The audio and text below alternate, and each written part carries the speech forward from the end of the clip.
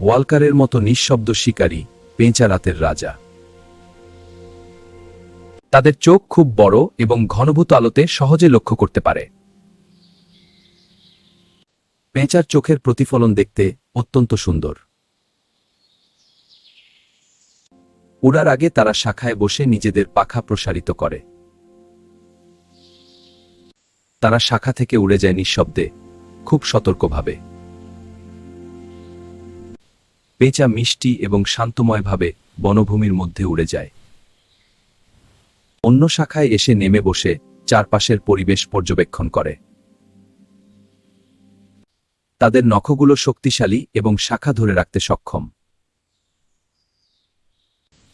শিকার করার সময় তারা খুব সতর্কভাবে নিচে তাকায়।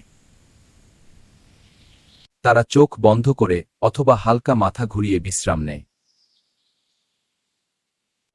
চাঁদের আলোতে নিঃশব্দে উড়ে যায়।